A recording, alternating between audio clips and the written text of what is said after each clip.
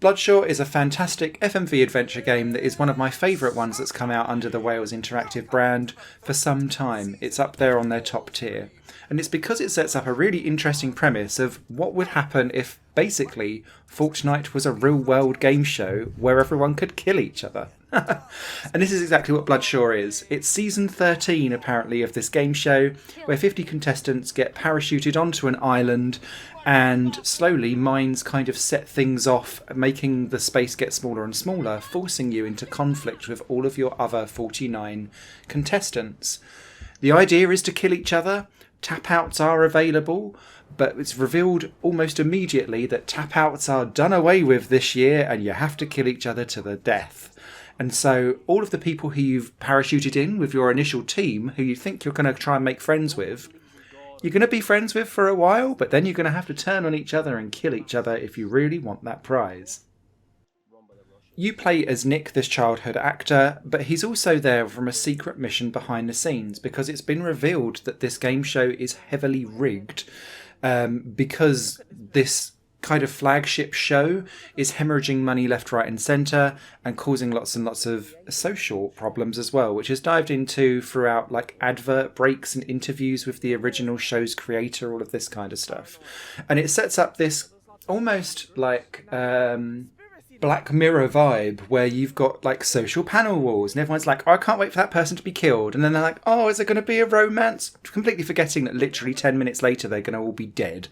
And so it's like low budget cheese terribleness, but done in a way that just kind of makes you go, this is exactly how all cheesy B movies send up dystopian future television and entertainment where we've lost all morals and scruples. And that's why I was so invested in it. The characters themselves are good fun in part of your team too.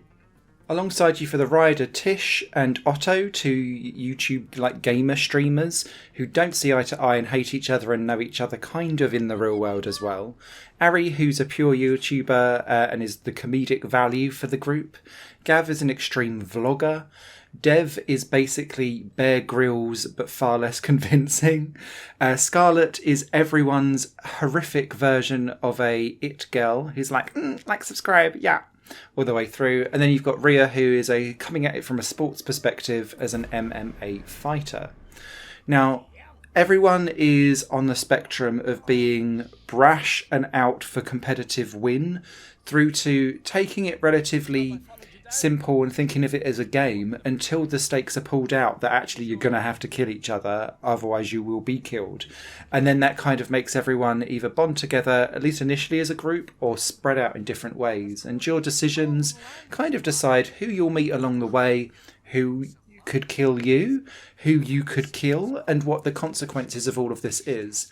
And Nick, as this additional kind of side mission to try out and expose this show, is the driving force that's going on underneath as to who you trust, who you don't trust, and who you think some of the moles are in this game. Because ultimately, there are so many different endings to this. You can die on the way, you can survive and win but fail that kind of unearthing challenge. You can survive and win and unearth the fact that the entire thing's a scam and basically liberate the world, although it's kind of not really at the same time. And there's kind of different permutations of who you take with you on that journey, either as a romance or not as a romance, bearing in mind that it's all going to always come down to the same few people left at the end for you to make that final decision. What I really liked is that it gives you lots of different options and variants of this ending story. I think I came across 8 different clearly different endings with spins on them, if that makes sense. So tons of replayability here. And I also liked the fact that the game is quite self-aware and makes itself out to be like an 80s flick, because if you die too early on in the story, this little rewind feature pops up and it goes and it goes, oh no, and then it gives you another go at it, and it starts to take away choices if you just keep on getting yourself killed all the time, and starts to rewrite the book so that you always end up towards an ending, but depending on how you played out those choices still gives you your own individual ending as to whether or not you succeed on the variety of different missions that you have. So yeah, great fun, clearly low budget. The acting quality is It ranges from convincing to slightly cheesy Rocky, but almost in a way that feels like it's self-aware cheesy Rocky. And what I also like about this is that loads of people who are familiar from previous Wales Interactive published games pop up in here. People from 5 Dates, for example, and Contradiction as well. And what I really like is that all of these FMV adventures that have been published by Wales Interactive seem to have brought out their own mini cinematic universe of people popping up in different roles everywhere that I'm so invested in for no particular reason. So yeah, initial playthrough takes about 75-80 minutes, but you'll replay it again over and over to get different results. You can speed through scenes that you've already seen before and it will jump you quite nicely to the next one without too much problem. I had a whale of a time. This is one of the best ones that I could recommend. If this is a kind of intro to FMV adventure games, this is a great place to start. Higher Plane Games is part of the Higher Plane Network, a completely independent media outlet supported by people like you. The goal is to create the best possible content that cultivates a richer indie scene for games as well as music and entertainment.